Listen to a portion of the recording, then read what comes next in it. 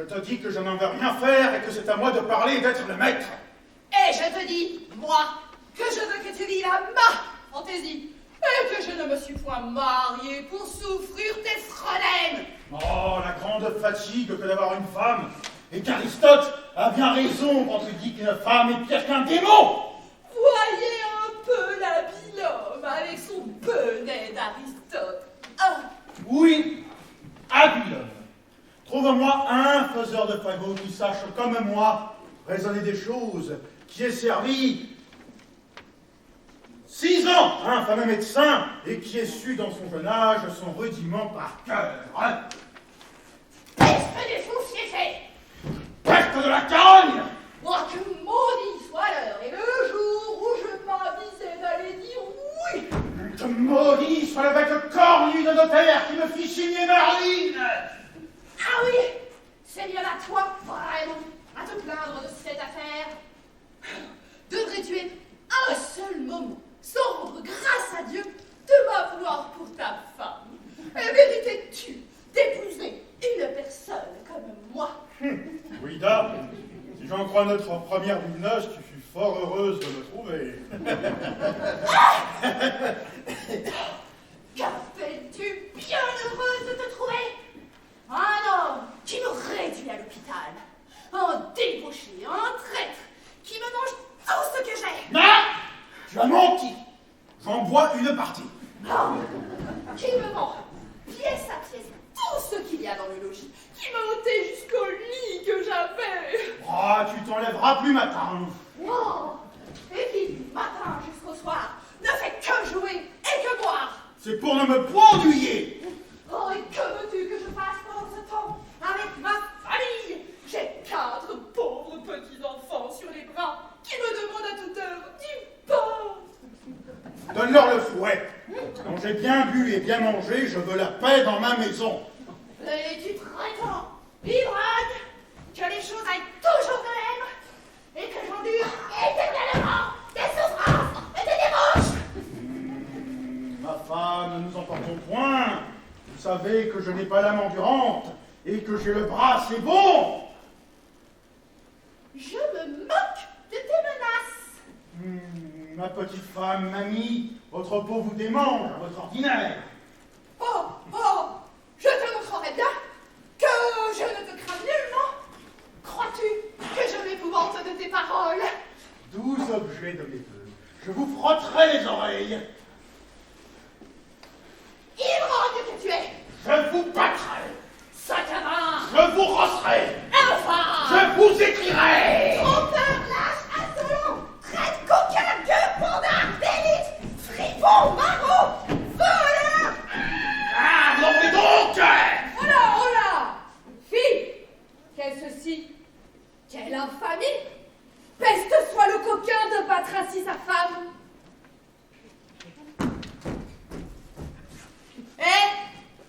Je veux qu'il me batte, moi!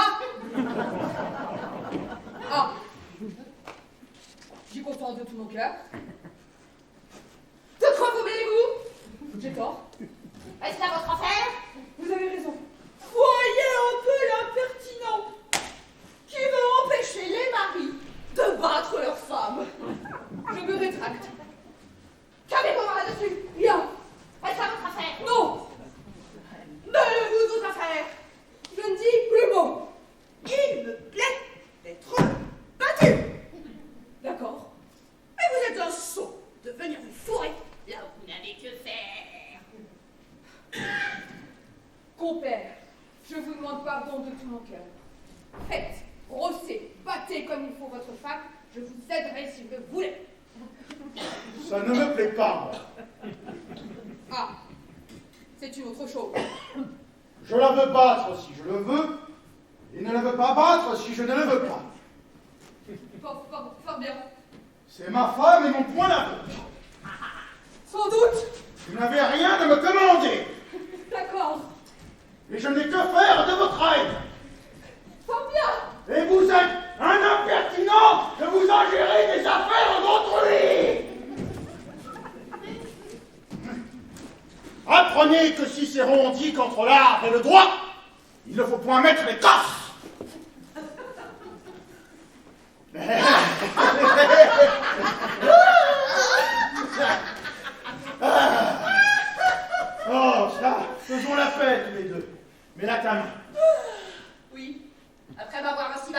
Non, je ne veux pas. Oh, ma petite femme, allons, allons, allons. Non, je veux être en colère. Fille, c'est une bagatelle. Viens, viens. Laissez-moi là. Touche, te dis-je. Tu m'as trop maltraité. Eh bien, je te demande pardon. Mets là ta main.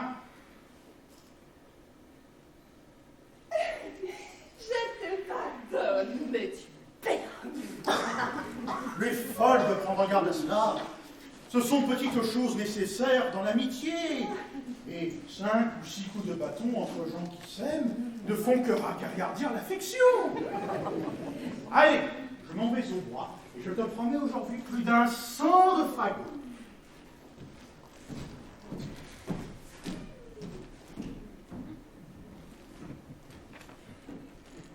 Va.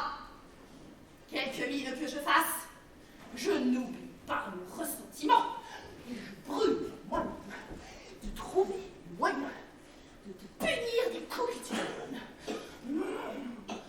Oh, je sais bien qu'une femme a toujours entre les mains de quoi se venger d'un mari. Mais c'est une punition trop délicate pour mon pondard.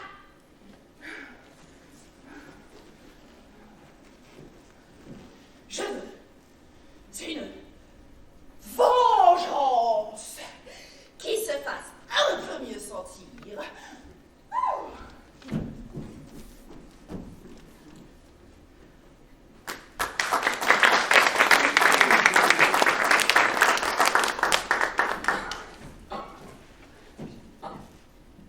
Pourquine, j'avons pris là une méchante commission, et je ne sais pas à moi ce que j'espère trouver.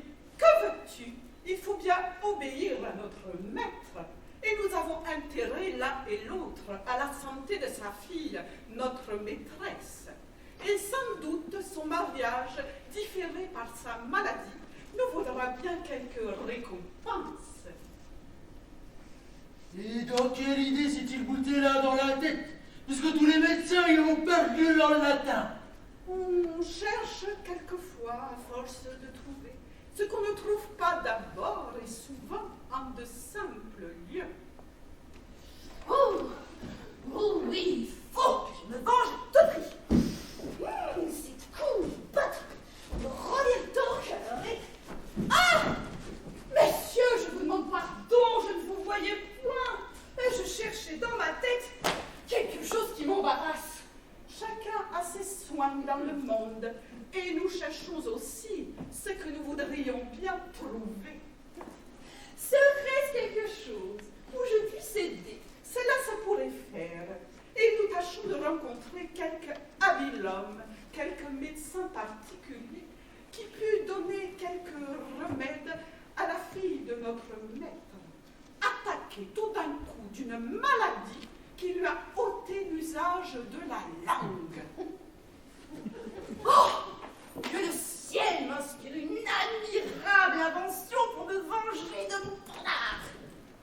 Messieurs, vous ne pouviez vous mieux adresser pour rencontrer ce que vous cherchez. Et nous avons là un homme, le plus merveilleux des hommes, pour les maladies désespérées. Et de grâce, où pouvons-nous le rencontrer? Vers le petit bois que voilà, qui s'amuse à couper du bois. Un médecin qui coupe du bois? Qui s'amuse à cueillir des simples, voulez-vous dire? Non, la folie de cet homme-là. C'est un homme extraordinaire qui se plaît à cela. Fantasque, gâteux, bizarre, et que vous ne prendriez jamais pour ce qu'il est. Il va vêtu d'une façon extravagante, fin quelquefois de paraître ignorant, tire sa science renfermée et ne fuit rien tant tous les jours que d'exercer les talents qu'il a eu du ciel pour la médecine. Oh, c'est une chose admirable que tous les grands hommes ont toujours du caprice, quelques petits grains de folie, mais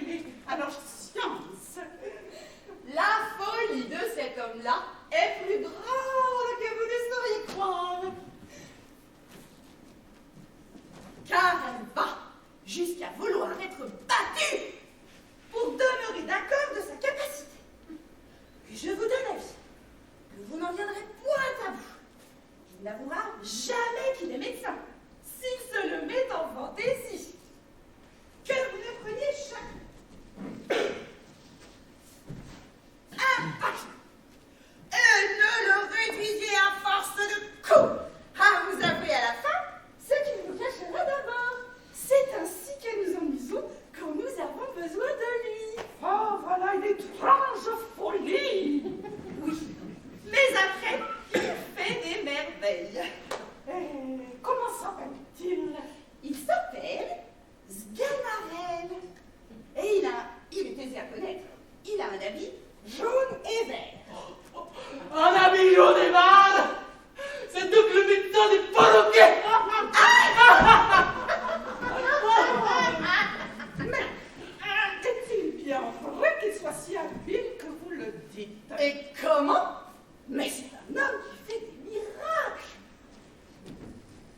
Il n'y a pas 6 mois qu'une femme était abandonnée de tous les médecins.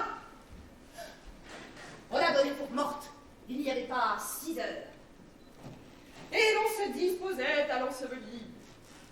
Lorsqu'il fit venir de force l'homme dont nous parlons, et lui, l'ayant vu, une petite goutte de je ne sais quoi dans la bouche. Et la femme aussitôt se mit sur ses pieds et se mit à se promener dans sa chambre comme si de rien n'eût été. Oh! Il fallait que ce fût une goutte d'or potable. Cela se pourrait bien. Il y a 3 semaines qu'un enfant de 12 ans tomba du haut d'un clocher sur le pavé et se cassa la tête, les bras, les jambes. On n'y eut pas plutôt amené notre homme qui le frotta par tout le corps d'un certain moudon qui sait faire. Et aussitôt, l'enfant se leva et courut jouer à la fossette. Oh, il fallait que cet homme-là universel. Qui en doute? Mais là, justement, l'homme qu'il nous faut. Allons le chercher. Monsieur, nous vous remercions du plaisir que vous nous faites. Mais souvenez-vous bien de moi, de l'avertissement que je vous ai donné. Et Morgine, laissez-nous faire. S'il ne tient qu'à battre, la vache est à nous. Ah, nous sommes bien heureux d'avoir fait cette rencontre. Et j'en conçois pour moi la meilleure espérance du monde.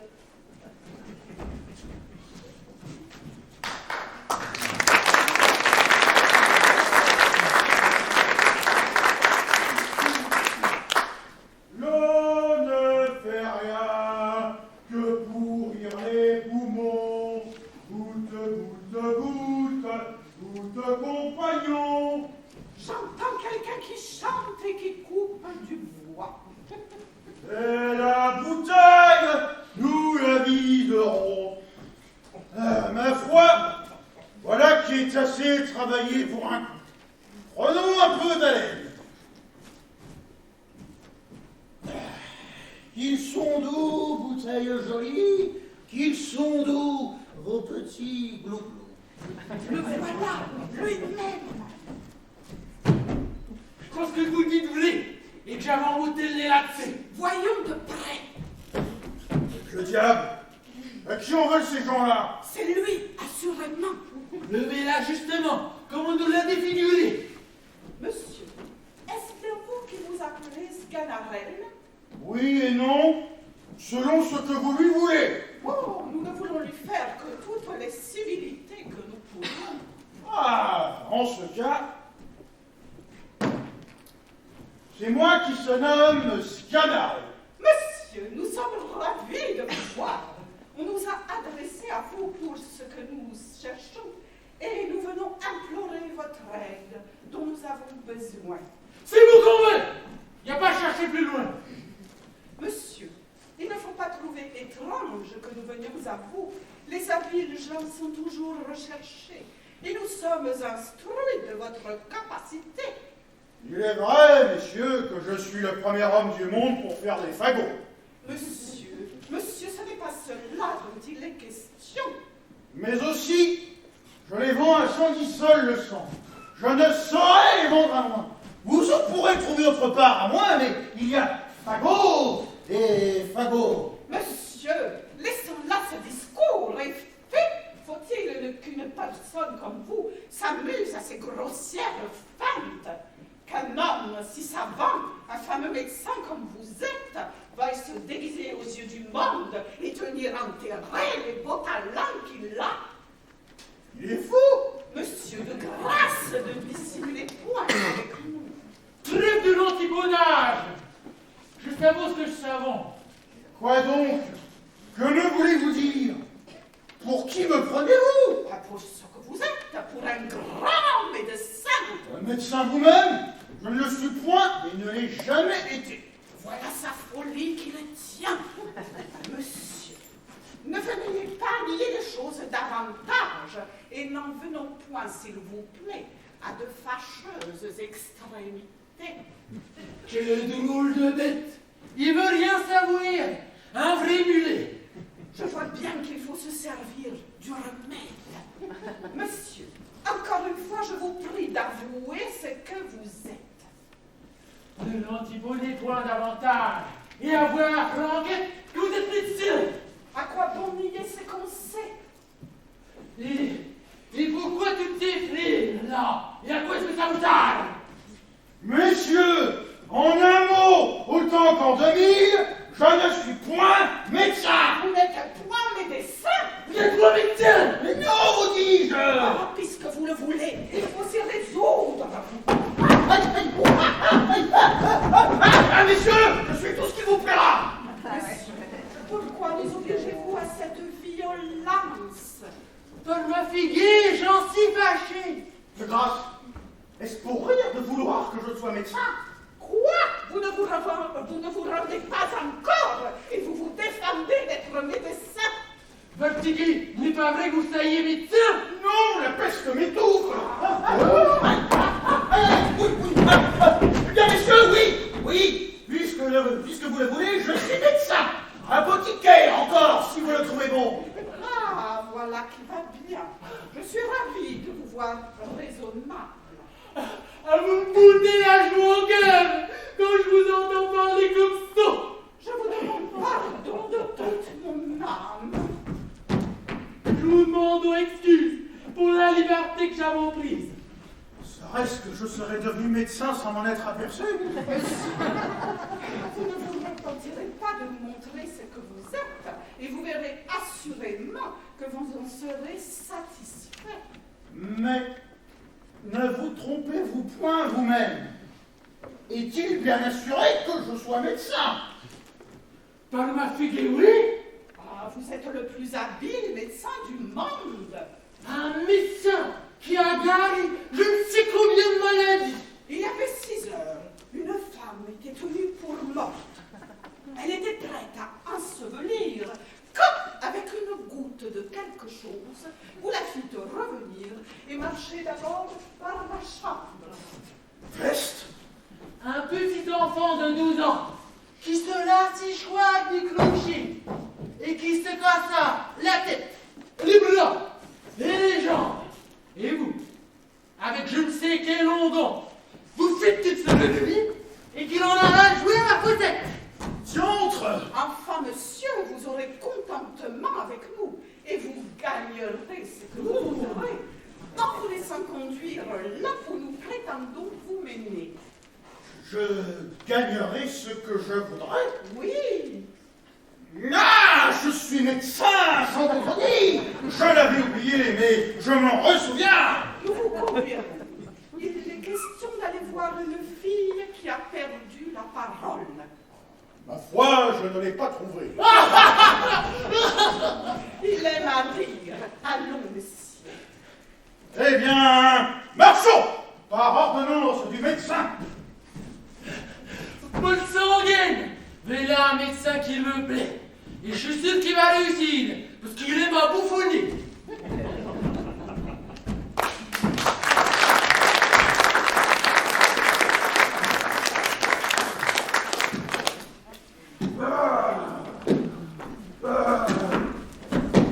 Nous voilà. La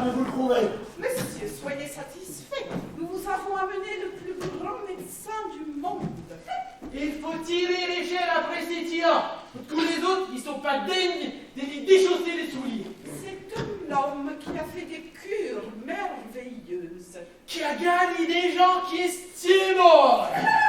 Il est un peu capricieux, comme je vous ai dit, et parfois son esprit s'échappe un peu. Ah, l'on dirait parfois, ne vous en déplaise, qu'il a quelques petits coups de hache dans la tête. Mais dans le fond, il est toute science, et bien souvent, il dit des choses tout à fait relevées. Quand il s'éboute, il part tout fin, comme s'il lisait dans un livre. Sa réputation s'est déjà répandue ici, et tout le monde vient à lui. Je meurs d'envie de le voir. Allez donc me le chercher. Je ne vais qu'il rit. Pas de ma fille, monsieur, c'est ici là justement ce qu'on fait les autres. Je pense que ce sera que si que lui. Et la meilleure médecine que l'on pourrait bailler à votre fille, c'est un bio et bon mari pour qui elle vit de l'amitié. Nourrice, mamie, vous vous mêlez de bien des choses. C'est que je connais sur les filles, et que je connais sur mademoiselle Lucin, comme si c'était la mienne à moi. Mais taisez-vous, notre ménagère Jacqueline. Et c'est pas à vous de vous tenir là-dessus. Et je vous dis, et vous douze, que tous ces médecins n'y feront rien que de l'eau claire, que votre fille a besoin d'autre chose que de rhubarbe et de séné, et qu'un mari est un emploi qui gagne tous les maux des filles. Et est-elle en état maintenant qu'on s'en voulu charger avec l'infirmité qu'elle a? Et lorsque j'ai dit le dessein de la marier, ne s'est-elle pas opposée à ma volonté? Je le crois bien.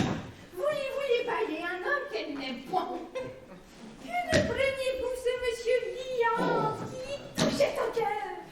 Alors elle était fort obéissante. Et je m'en vais gager qu'il n'apprendrait ni comme elle est si vous la lui voulez donner. Ce Léandre n'est pas ce qu'il lui faut. Il n'a pas du bien comme l'autre. Il a un oncle qui est si riche dont il est héritier. Et celui-là, personne ne pourra répondre qu'un jour il crève, autant qu'un autre. Peut-être pas demain, pardi. Oh, tous ces biens à venir ne sont autant de chansons. Il n'est rien que ce que l'on tient. Enfin, j'ai toujours ouï dire qu'en mariage, comme ailleurs, contentement passe richesse. Les pères et les mères ont cette maudite coutume de demander toujours « Et qu'a-t-il? Et qu'a-t-elle » Et Gauverdiard, il a marié Simonette, sa fille au gros Thomas, pour un quartier de veine qu'il avait davantage que jeune Robin, où elle avait goûté son amitié. Et voilà que la pauvre créature, on est devenue jaune comme un coin. Il n'a pas profité du tout des pistolets. C'est un bel exemple pour vous, monsieur. On n'a que son plaisir en ce monde. Et j'aimerais mieux bailler ma fille à un bon mari qui lui fut agréable que toutes les rondes de la pioche. Oh, peste, madame la nourrice, comme vous le dégoisez. Et je vous prie de vous taire. Mais dites-moi donc, notre ménagère Jacqueline. Monsieur n'a que faire de tes discours. Mais je peux te donner la tétée à ton enfant sans t'en faire la raisonneuse. Monsieur est le père de sa fille, et il est beau et sage pour savoir ce qu'il est beau. Je vais te dire, Lucas, tout intelligent qu'il est, monsieur, il fait le bonheur des filles parce qu'il est un homme et qu'il est neuf. Oh, madame la nourrice, bonne garde à vos paroles et prenez soin de votre pauvre maître. Ben justement, il est vieux et sage, et il sait que les femmes, ça ne sait quoi penser, et que si les brûlés n'ont pas garde, ça fait n'importe quoi. Et que la terre, ça brûle de bois. Oh, Doudou, Doudou. Monsieur, laissez-moi la mortifiable pour lui apprendre le expliquer aujourd'hui. Oh, oui, monsieur, mais ces gestes ne sont pas nécessaires. Monsieur, soyez satisfait et préparez-vous. Voici votre médecin qui entre.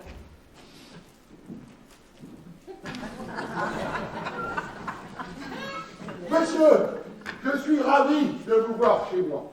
Et nous avons grand besoin de vous.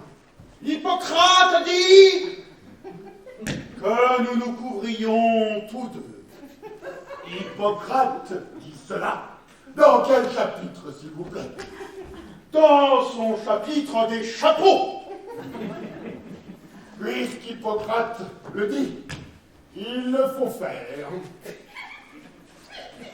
Monsieur le médecin, ayant appris les merveilleuses choses de la médecine... À qui parlez-vous, de grâce? Je ne suis pas médecin. vous n'êtes point médecin. Tout d'abord, Oh, tout d'abord.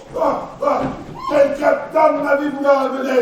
Je vous avais bien dit que c'était un médecin goguenard. Ah, ne prenez pas garde, monsieur. Ici n'est que pour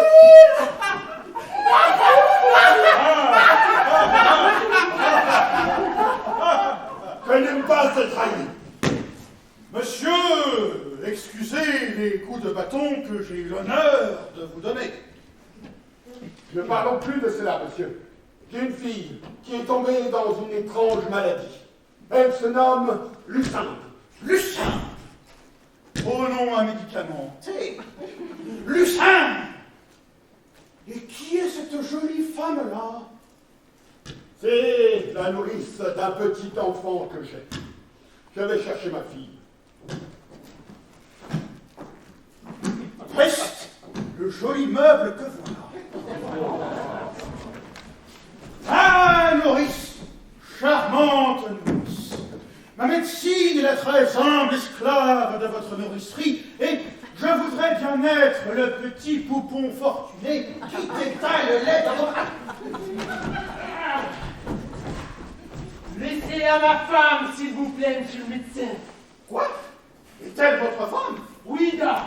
Ah, vraiment, je ne le savais pas, et je m'en réjouis pour l'amour de l'un et de l'autre.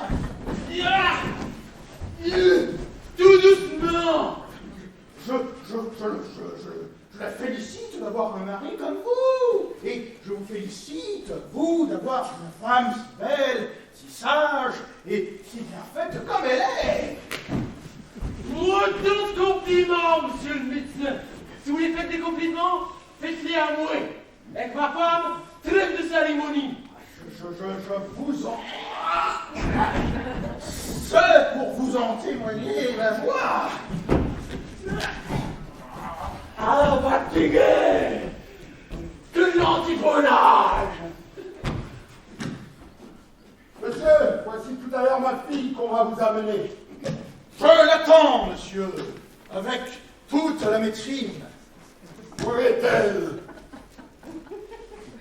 Là, dedans. Mais, comme je m'intéresse à toute votre famille, il faut d'abord que j'essaye un peu le lait de votre nourrice. Non. Je n'entends rien de ça. C'est l'office du médecin de voir les tétons des nourrices. Il n'y a office qui tienne. J'ai dit votre serviteur, monsieur le médecin. Je suis à la hardiesse de t'opposer au médecin. Je me moque de ça. Encore de la fois aussi. Est-ce que je ne suis pas assez grande pour me défendre moi-même s'il me fait quelque chose qu'il ne soit pas à faire? Mais j'ai pas envie qu'il te tape. Oui. Voici ma fille.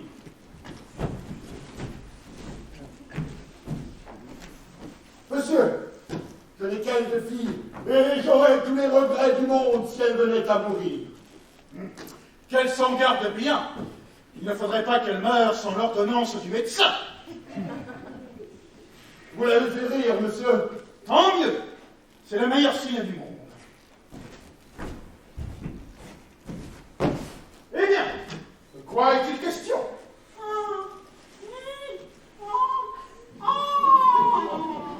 Monsieur, c'est là sa maladie. Elle est devenue muette, sans que juste ici, on en ait pu savoir la cause. Et c'est un accident qui a fait reculer son mariage. Celui qu'elle veut épouser veut attendre sa guérison avant de conclure les choses. Plût à Dieu que la mienne eut cette maladie, je m'en garderais bien de n'en pouvoir guérir. Oh, monsieur, nous vous prions d'employer tous vos soins pour la soulager de son mal. Ah, ne vous mettez pas en peine. Dites-moi, ce mal l'oppresse-t-il beaucoup? Oui, monsieur. C'est fort bien fait. Va-t-elle, vous savez, copieusement, comment est la matière? Oh, je n'entends rien à cela. Donnez-moi votre main. Voilà un pouls qui marque que votre fille est muette. Oh, c'est là son mal, monsieur. Vous l'avez trouvé tout du premier coup. Voyez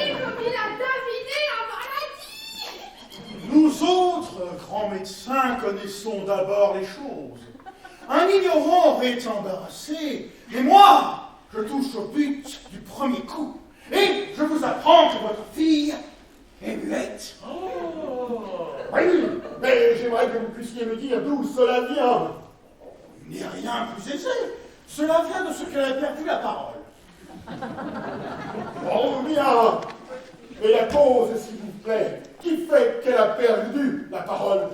Tous nos plus grands auteurs vous diront que cela vient de l'empêchement de l'action de sa langue. Oui, mais encore vos sentiments sur l'empêchement de l'action de sa langue. Aristote, là-dessus, dit de fort belles choses. Ah, c'était un grand homme. Je tiens que l'empêchement de l'action de sa langue est causé par... Entendez-vous le latin? Oh, en aucune façon. Vous n'entendez point le latin? Capricias arslituram catalamus singulariter nominativo aec usa. La muse. Bonus bona bonum deus campus est oratio latinas etiam oui quae pourquoi quia concordat in generi numerum et casus. Ah, que n'ai-je étudié? Babylone, que vrai! Cela est si idiot que je n'ai rien compris. C'est-à-dire que les humeurs, passant du côté gauche, où est le foie, au côté droit, où est le cœur, elles traversent en chemin le poumon que nous appelons en latin ariam, jusqu'au cerveau que nous nommons en grec l'asmus. Par le moyen de la même cave, en hébreu, cubile, elle rencontre en chemin, écoutez bien ceci, des vapeurs qui viennent remplir les ventricules de l'omoplate. Soyez attentifs, s'il vous plaît, dans la concavité du diaphragme. Et voilà justement ce qui fait, monsieur, que votre fille est muette. Que cela est bien dit! Notre homme! On ne peut mieux raisonner sans doute. Mais il y a une chose qui m'a choqué.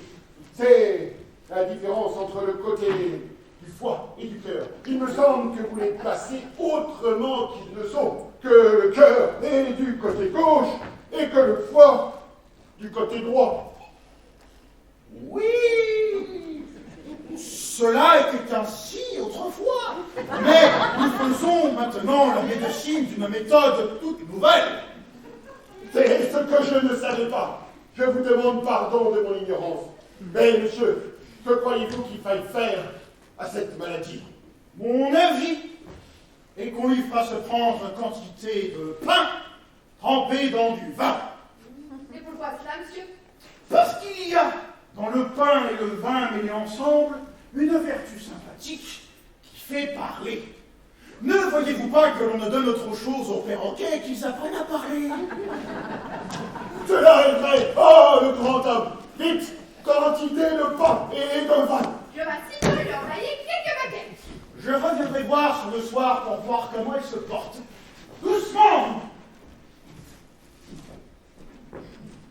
Monsieur, voilà une nourrice à laquelle il faut que je fasse quelques remèdes. Mais je me porte le mieux du monde. Tant pis, nourrice. Tant pis. Cette grande santé est à craindre.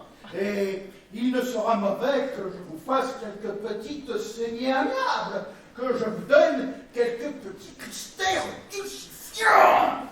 Enfin, monsieur, voilà une mode que je ne comprends point. Pourquoi ça les faire saigner quand on n'a point de maladie?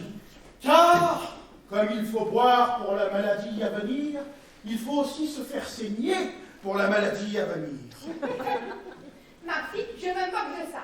Et je ne veux point faire de mon corps une boutique d'apothicaire. Ah, vous êtes un rétif au remède, mais nous saurons vous soumettre à la raison. Attendez un peu, s'il vous plaît.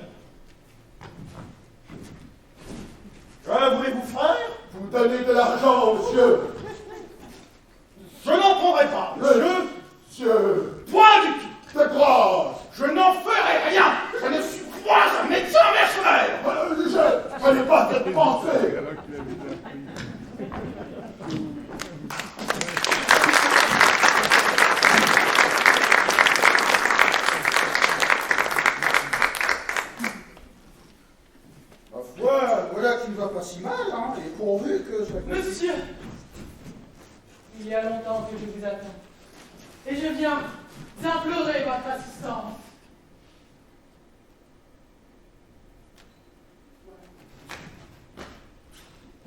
Voilà un pouls qui est fort mauvais. Monsieur, je ne suis pas malade. Et ce n'est pas pour cela que je viens vers vous. Pour vous dire la chose en 2 mots, je m'appelle Léandre et suis amoureux de Lucinda que vous venez de visiter. Et comme, par la mauvaise humeur de son père, toute sorte d'accès m'est fermé auprès d'elle, je me hasarde à vous prier de bien vouloir servir mon amour et de m'aider dans quelques stratagèmes que j'ai trouvés pour lui dire 2 mots dont dépendent absolument et mon bonheur et ma vie. Ah! Pour qui me prenez-vous? Comment osez me demander de servir votre amour et ravaler la dignité de médecin à des emplois de cette nature? Monsieur, faites moins de bruit, s'il vous plaît. J'en veux faire, moi! Vous êtes un impertinent. Je vous apprendrai, monsieur, que je ne suis point de cela, et que c'est une insolence extrême. Monsieur, Je ne parle pas pour vous, monsieur. Je serais ravi de vous rendre service. monsieur, vous apprendrez que cette maladie que vous voulez guérir est une feinte maladie. Les médecins ont raisonné là-dessus, justement. Ils n'ont pas manqué de dire que cela procédait qui du cerveau, qui du foie, qui des entrailles, qui de la rate. Mais vous apprendrez que l'amour en est la véritable cause. Lucinda n'a trouvé que cette feinte maladie pour se délivrer d'un mariage dont elle était importunée. Mais, de peur qu'on ne nous voie tous deux, retirons-nous. Allons, monsieur. Vous m'avez donné pour votre amour une tendresse qui n'est pas concevable. Et j'y perdrai ma médecine, ou le malade crevera, ou bien elle sera...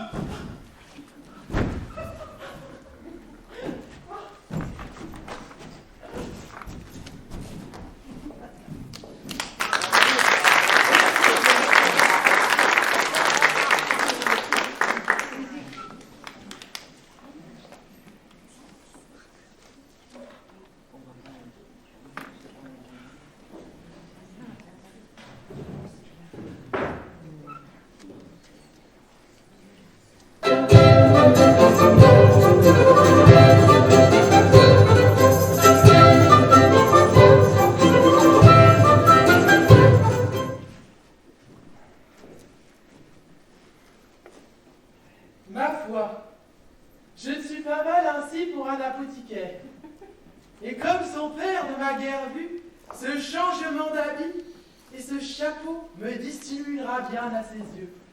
Je crois qu'il me manque 5 ou 6 grands mots de médecine pour déguiser mon discours et me faire paraître d'un habile homme. Ah, allons, monsieur. Il suffit de la vie et je n'en sais pas plus que vous. Comment? Le diable m'emporte si je n'entends rien en médecine. Vous êtes un honnête homme. Et je veux me confier à vous comme vous vous confiez à moi. Comment vous n'êtes effectivement... Non, vous dis-je. Ils m'ont fait médecin malgré moi. Je ne m'étais jamais mêlé d'être si savant que cela. Mais quand j'ai vu qu'à toute force, il voulait que je fusse médecin, je me suis résolu de l'être.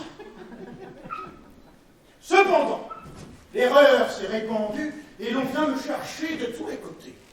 Et si les choses vont toujours de même, je suis d'avis de m'en tenir toute ma vie à la médecine. C'est le métier, je trouve, le meilleur du monde. Car soit que l'on fasse bien, soit que l'on fasse mal, on est toujours payé de même sorte. Les bévues ne sont point pour nous, et c'est toujours la faute de celui qui meurt. Enfin, le bon de cette profession est qu'il y a parmi les morts une honnêteté, une discrétion la plus grande du monde. Et jamais l'on va se plaindre du médecin qui l'a tué. Il est vrai que les morts ont grande honnêteté sur cette nature. Voilà des clients qui ont la mine de me venir consulter. Allez, vite répondre auprès du logis de votre maîtresse. Monsieur, je venons vous chercher mon fils Perrin et moi. Sa pauvre mère qui a l'opalette est dans un lit, malade, il y a 6 mois. Que voulez-vous que j'y fasse? Je voudrais, monsieur le grand médecin, que vous nous paissiez quelques petites drôleries pour la valise. Il faut d'abord voir de quoi est-ce qu'elle est malade. Elle est malade d'hypocrisie, monsieur. D'hypocrisie? Oui, c'est-à-dire qu'elle est enflée partout. Et l'on dit que c'est quantité de cellulosité qu'elle a encore, et que son ventre, son foie ou sa rate, comme vous voudrez l'appeler, au lieu d'y faire du sang, il n'y fait plus que du lion. Voilà, de 2 jours là, la fièvre quotidienne avec des lassitudes et des douleurs dans les muscles des jambes. On entend dans sa gorge des flux, tout prêt à l'étouffer. Et il lui prend des sans-corps et des conversions que je craignons qu'elle ait passées. Venons-en au fait, mon ami. Venons-en au fait. Le fait est, monsieur, que je venons vous prier de nous dire ce qu'il faut que je fassions pour ma pauvre Paulette. Je ne vous entends point du tout. Vas-y, Perrin, explique-lui, toi. Monsieur, ma mère est malade. Ève, la deuxième fois, je vous apporte pour nous bailler que remède. Ah, je vous entends, vous. Voilà un garçon qui parle clairement, qui s'explique comme il faut. Vous dites que votre mère est malade d'hydropisie, qu'elle est enflée par tout le corps, qu'elle a de la fièvre et des douleurs dans les jambes et qu'il lui prend parfois des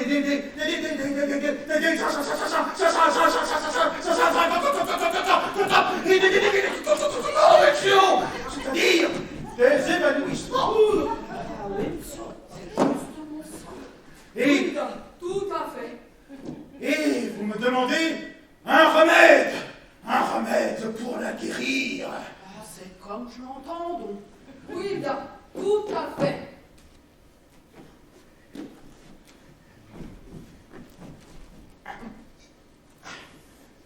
Tenez, voilà un morceau de fromage qu'il faut que vous lui fassiez prendre. Du fromage, monsieur? Mais elle en prend déjà du fromage. Oui, c'est un fromage préparé où il entre de l'or, du coral, des perles et quantité d'autres choses précieuses. Monsieur, nous soyons bien obligés et j'allons lui faire prendre ça tout à l'heure. Allons-y, mon père. Ça lui fera peut-être pas de bien, mais pour sûr, ça lui fera pas de mal. Mais Claude et Père, on est enrichis. Et ça n'a jamais fait de mal. Allez, et si elle meurt, ne manquez pas de la faire enterrer du mieux que vous pourrez.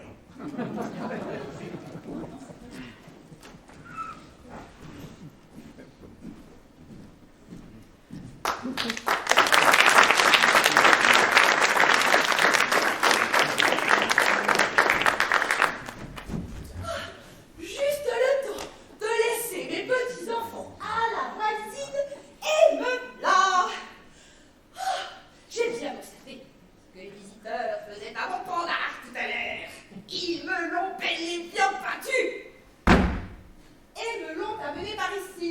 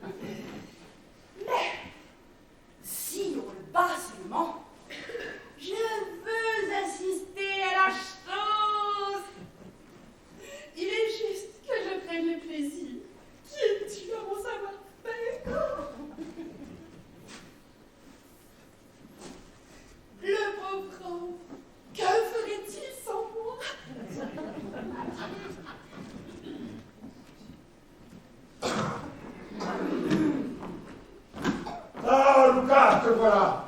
As-tu point vu ici notre médecin? Oui, par tous les diantres que je l'ai vu, et ma femme aussi. Où donc peut-il bien être? Je ne sais, mais je voudrais qu'il enfuit à tous les diables. Oh! Va donc voir ce que fait ma fille.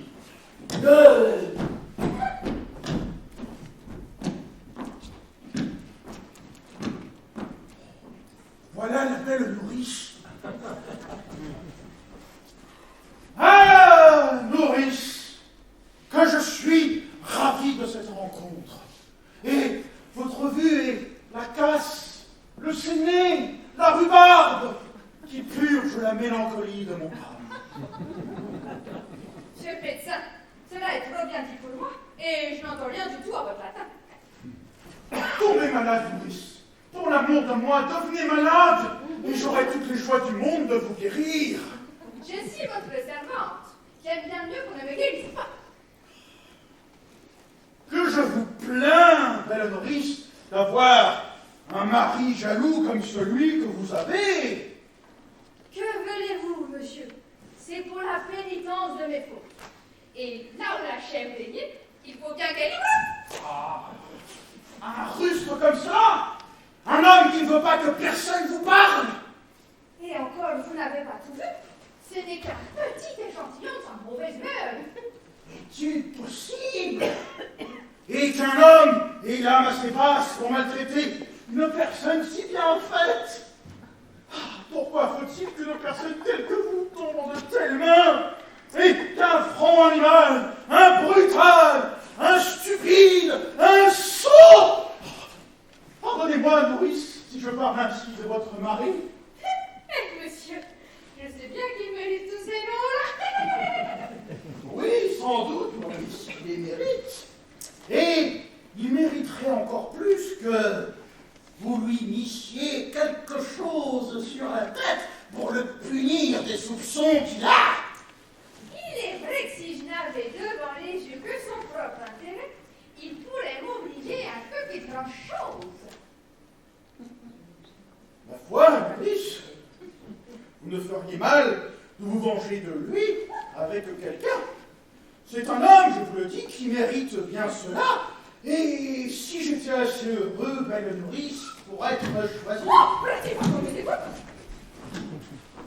Monsieur, je demandais où vous étiez. Me voilà, monsieur. Comment se porte la malade? Un peu plus mal depuis votre remède. Tant mieux. C'est Chine qui l'opère. Oui, et en opérant, je crains qu'il ne étouffe. Moi, j'ai des remèdes qui se moquent de tout, et je l'attends à l'agonie. Monsieur, qui est cet homme-là que vous amenez? Votre fille en aura besoin. Monsieur, là, votre fille qui veut un peu marcher. Oh, allez-vous-en, monsieur l'apothicaire, lui faire un petit tour de jardin, que je raisonne tantôt avec vous de sa maladie. Monsieur, c'est une grande et subtile question entre les doctes de savoir si les femmes sont plus difficiles à soigner que les hommes. Écoutez bien ceci, s'il vous plaît.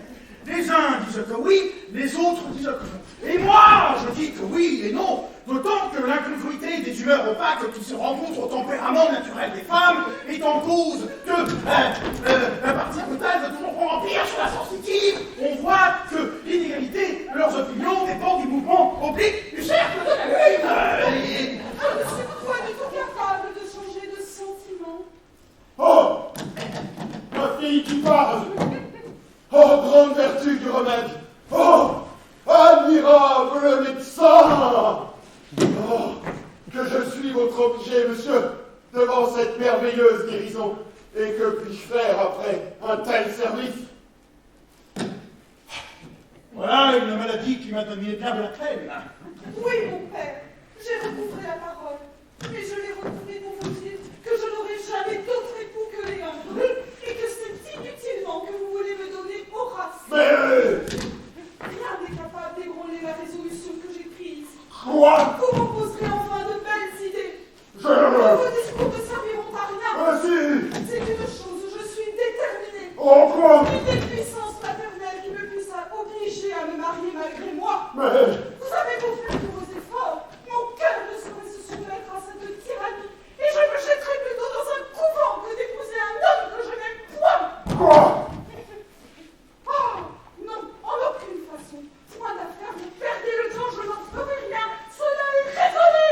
Oh, quelle acrimonie dans ces paroles! Monsieur, je vous prie de la faire redevenir muette!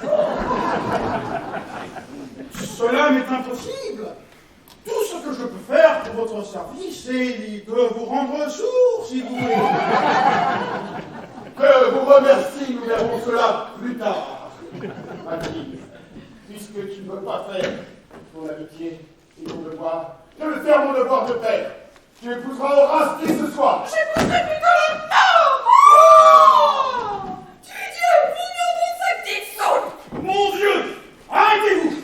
Laissez-moi faire. Laissez-moi médicamenter cette affaire. J'ai des remèdes pour tout et notre apothicaire nous servira pour cette cure. Un mot. Pour moi, il n'y a qu'un seul remède. Quitte une prise de fuite purgative que vous mêlerez comme il faut avec 2 drachmes de matrimonium en pilule. Allez toujours lui faire un petit tour de jardin pour préparer les humeurs tandis que j'entretiendrai ici son père. Mais surtout ne perdez point de temps au remède vite, au remède spécifique. Quelle drogue, monsieur! Veuillez vous le dire, je ne les ai jamais oui nommés. Ce sont drogues pour les nécessités urgentes. Les jeunes filles sont quelquefois un peu têtues. Oh! Vous ne sauriez croire comme elle est affolée par ce Léandre! Ça leur fait ça dans les jeunes esprits. Dès que j'ai découvert la violence de cet amour, j'ai su toujours tenir ma fille enfermée. Vous avez fait fort sagement, hein. J'ai bien empêché qu'il y ait communication ensemble. Et il se serait passé quelque folie si j'avais souffert qu'il ne se fût vu. Et je crois qu'elle aurait été fille à partir avec lui. Oh, plus fin que vous n'est pas bête. Oh! Fais donc guerre, monsieur! Vas-y, viens du catamar! Votre fille s'en est enfuie avec son liandre! C'était lui qui était l'apothicaire! Oh! Comment monsieur le médecin m'a assassiné de cette façon? Allons, un commissaire. Et la justice va. Vous serez puni par la justice, monsieur. Et vous serez pendu. Ne bougez de là seulement.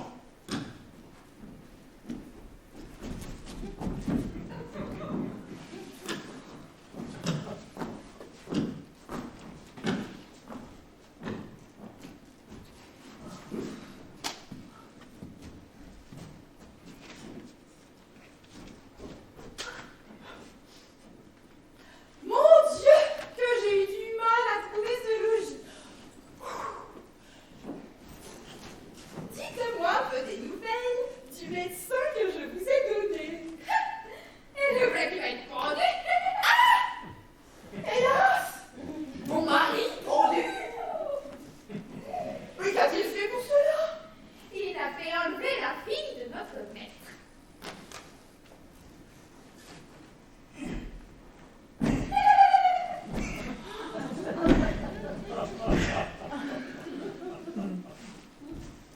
Hélas! Mon mari, est-il bien prêt pour te prendre? Mais faut-il que tu te laisses mourir devant ton regent? Que veux-tu que j'y fasse? Oh! Si au moins tu avais coupé ton bois, j'y trouverais quelque consolation. Oh, tu me fends le cœur. Retire-toi de là. Non! Je veux rester et t'accompagner à la mort. Je ne partirai point que je ne t'ai vu pendu. Oh! Le commissaire viendra bientôt. Et on va vous mettre en un lieu où l'on me répondra de vous. Oh, hélas, cela ne peut-il pas changer en quelques coups de bâton? Non, non, la justice s'en ordonnera. Mais que vois-je? Oh!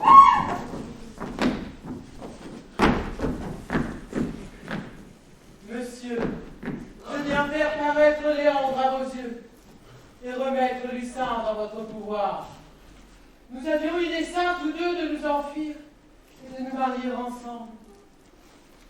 Et cette entreprise a fait part à un plus honnête procédé. Je ne prétends pas voler votre fille et de la recevoir de votre main.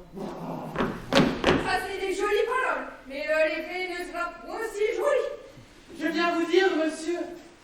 reçu des lettres m'annonçant la mort de mon oncle. Et que je suis le seul héritier de tous ces biens.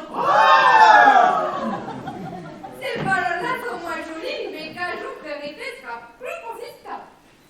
Monsieur, votre vertu est tout à fait considérable. Et je vous donne la fille avec la plus grande joie du monde. La médecine, là, est jeune mais belle. Je suis la fille la plus heureuse du monde. Là, la petite mariée comme il faut, et c'est ça qui compte. Puisque tu te un peu pendu, rends-moi grâce d'être médecin, car c'est moi qui t'ai procuré cet honneur. Oui, c'est toi qui m'as procuré je ne sais combien de toute façon. Ah, alors, les faits en est trop beaux pour en avoir du ressentiment. Soit. Je te pardonne les coups de bâton en l'honneur de la milité où tu m'as élevé. Mais prépare-toi désormais à vivre dans un grand